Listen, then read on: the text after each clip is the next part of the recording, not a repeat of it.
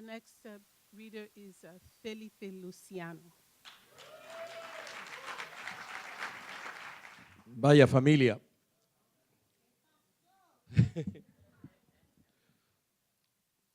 There is an Indian Swami named Muktunanda, wrote a book called The Blue Pearl. And he says that he believes in a force called Shaktipat. And the reason I resonated, the reason I felt like warm water going through me, is because in the Pentecostal religion, which I was raised in, and I know some of you have been raised holiness, but you haven't been raised Puerto Rican holiness.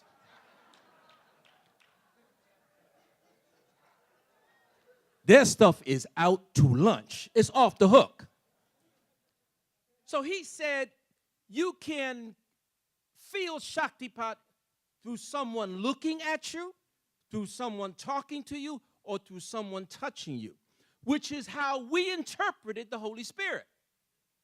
And he said, if Shaktipat does not change you, let it go.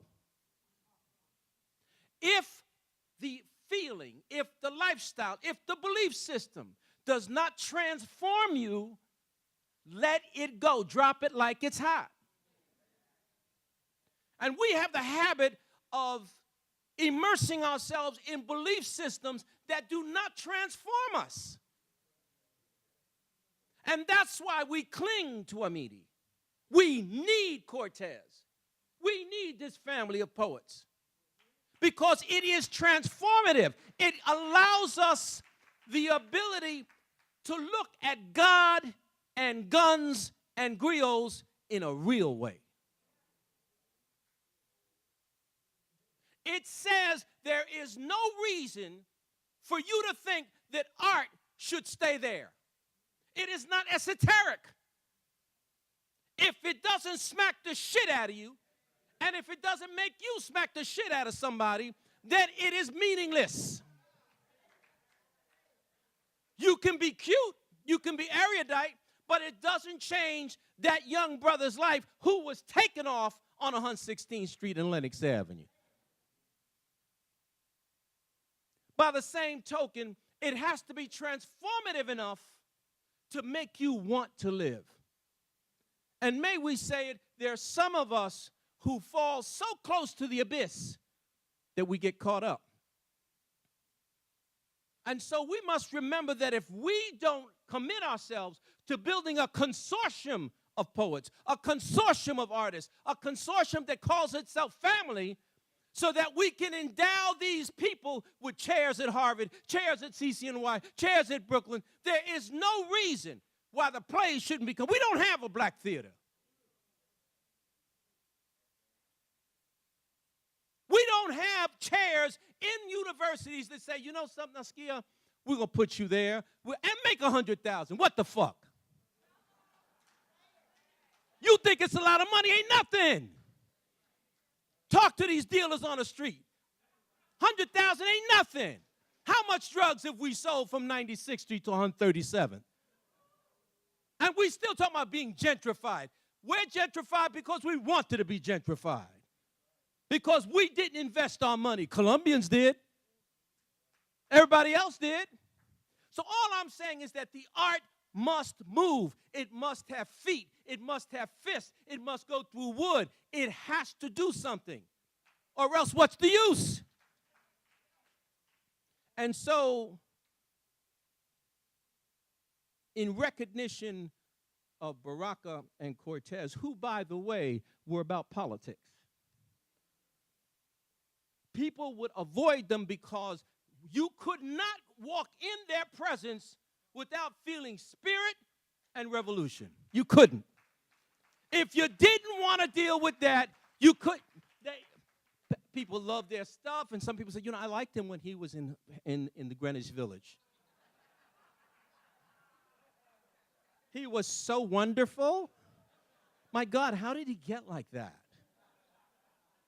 Do you understand that Newark was changed because of Amiri? Had it not been for him, I wouldn't have cared about that backwater town. It was Amiri who did that.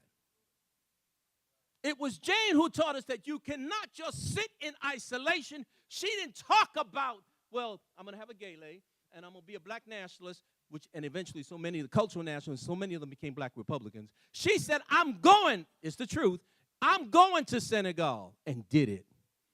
She and Mel would come up to the East Wind. I'll write about it in a little while. And it would blow my mind. The way her intensity was a cool, almost nitrogen-like ice. You know what I mean? It was like, boom. And she didn't have to scream. She used to tell me, calm down. Calm down. Transformative. Had it not been for Amiri, the Young Lords would have never been formed.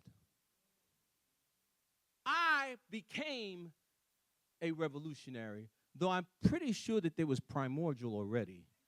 I did have some anger issues. Had it not been for Amiri, that would never have been structured. Do you know what I'm saying? He didn't believe in you standing there and doing nothing.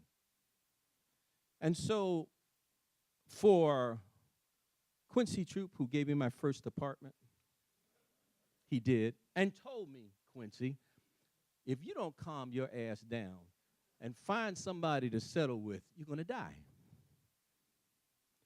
For Abuti, who we used to call him Don L. Lee, who came up to the East Wind and used to tell me, we have to build institutions, and did it.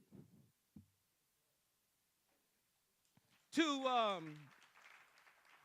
Sonia Sanchez, who never apologized for her last name. You dig? Got you used to the word Sanchez and dared you to get into some, are you black or Puerto Rican? What are you? Tiaskia Muhammad Touré, who for a long time, bathed me in the ritual of wordology. I mean, he used to come into the loft in the East Wind, and he would just spit. And he was so intense, he would almost faint. The intensity of I began to understand. This Puerto Rican began to understand where it was coming from. To Teddy Wilson, my big brother, who always stays in contact with me. You'd be surprised at what calls can do. Call people, y'all. If you see me kissing Raz and kissing all these people here, it's because you don't know when the hell they're going to pop off. That's why I love Puerto Rican culture. We kiss everybody. We hug and kiss everybody. People say it's an African thing, damn it. It ain't got nothing to do. It's an African kiss and hug. You don't know if tomorrow's going to come. To Marvin X, who's always been a bad motherfucker. Always. Did you hear Marvin's poem? Shakes you. Because Marvin is about reality. Let's talk real. Marvin, get me the Jack Daniels and the Newports. Is that not Amina? And this is all dedicated to Amina because Amina, when I used to get on people, Amina would say to me, Felipe, shut the hell up. Your contradictions are legion. Don't be talking all that nonsense. You know what you about, and I would shut up. To Sandra Maria Esteves, who is the mother of Puerto Rican poetry in our culture. The queen. Who has mentored more people than you can shake a stick at. And by the way, to the memory of Tato Laviera, Miguel Piñero, Bimbo Rivas, Piri Thomas, Luis Reyes Rivera, coño, I forgot, man. Rashida, who put this whole thing together. Stand up, Rashida. Stand up, baby.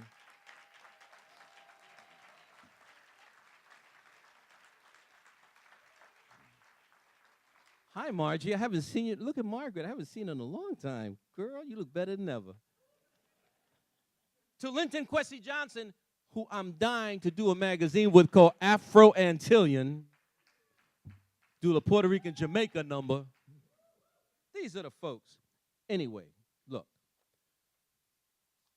I'm going to read this, and then I'm going to sit down. I hope you like it. I wrote it a few hours ago, too. I needed to. I got up about 2 in the morning. And I remember this, and please remember this, folks. Do not pass people that you love without forgiveness and forgetfulness. Do you know that anger produces cancer? Stop the anger. Stop it.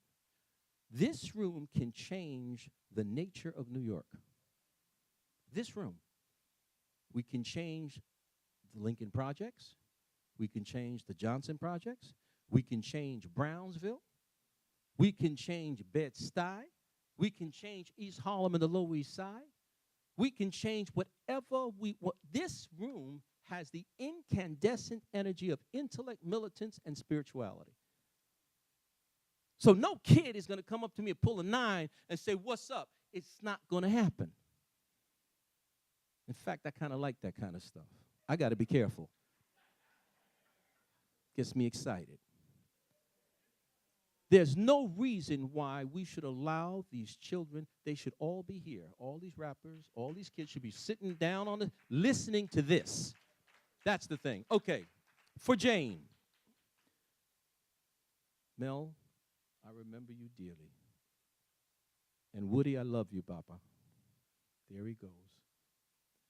There are spirits who pass through the spaces of your life like cool water, like sweet wine.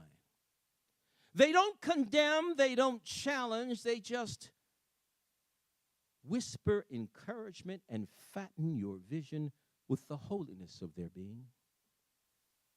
And when they're called back, after they've permeated your being with the ethic of honesty and what can be, after children raised and honors gained and a certain confidence of self-acceptance, when you turn to offer the thanks of gratitude for emerging whole through the twists and the turns, they're gone. Just like that.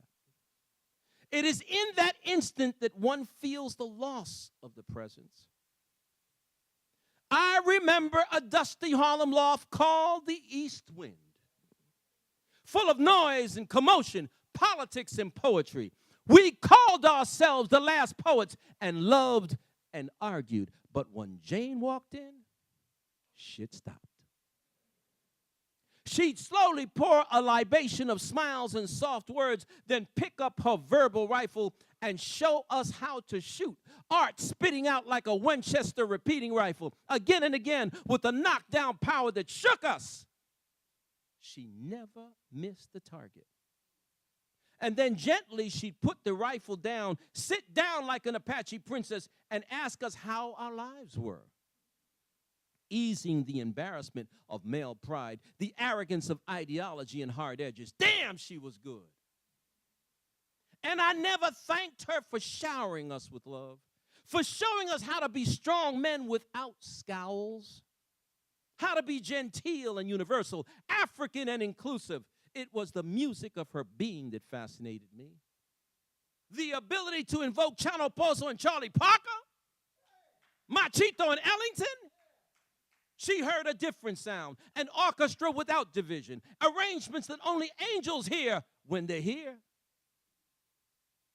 And now she's gone.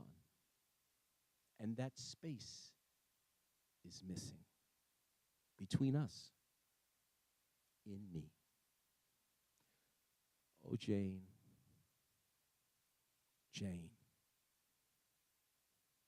Cortez, make one of us another you soon.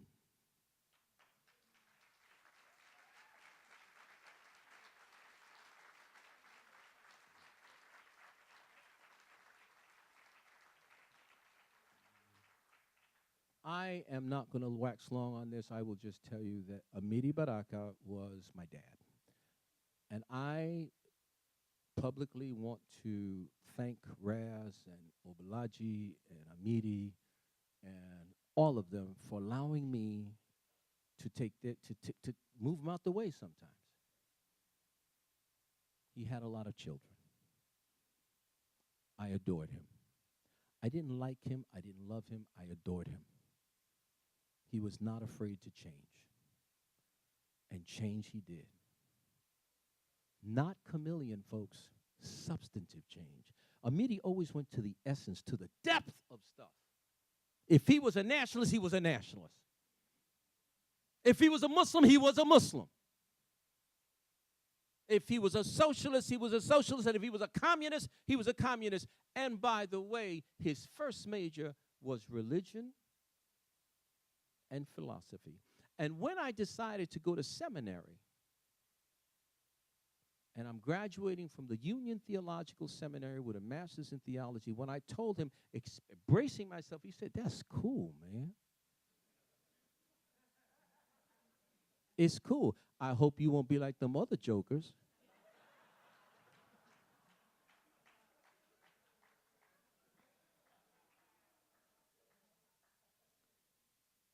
This poem is called Mira Amiri. Look, Amiri, look what you caused, what you started with your blackology. I was blessed with Jesus in ignorance, Boy Scouts and Mighty Mouse. Good people went to a fluffy white heaven. Black people went to a rock-hard bad hell. And damn it, didn't they deserve it?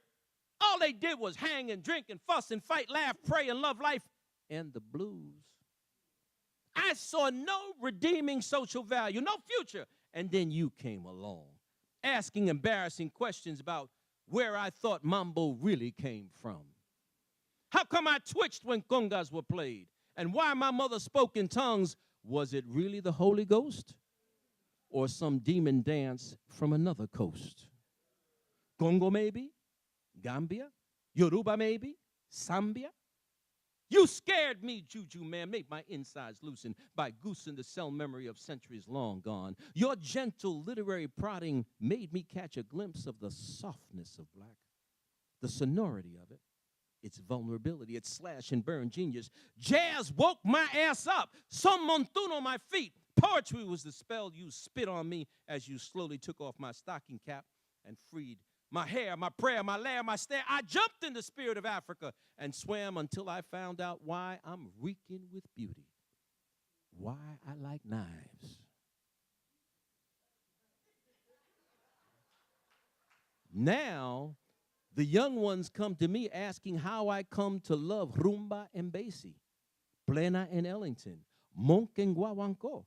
And as I tear up and tell them of the American maroon Negro who turned this reeking black, who loved him into scholarship and common sense, who asked the diasporic question of what is the real fucking difference between me and you, fool?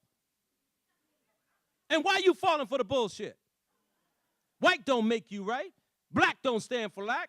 Skin folk ain't always kinfolk, so stick to class and ancestors, music and prophetic words, action that confirms ideology. And don't be afraid of the dark. Be afraid of wooden Negroes and the red Kool-Aid. It may be your blood you're drinking. As I answer their prenatal questions and tell them of how you brought your black art church to Harlem and gave birth to the last poets, invigorated the Black Panthers, danced with and defended the young lords, the heaviness dissipates. Shoulders straighten. The easy breath returns. What an honor to have known you, to have kissed you like a father, to have watched your brilliance dominate American arts and letters over half a century. No threat, no bully, no state, no cop made you quit, and you died a natural death. Telling me deliriously in the hospital, 2 guys came to get you to try to take you off. Impossible, Amiri. Not with all the kids you brought to life. Anyway, we found them, Papa. It was Baldwin and Langston Hughes coming to bring you home. Ginsberg and Kerouac are waiting up in the house. Damn, what a slam that's going to be.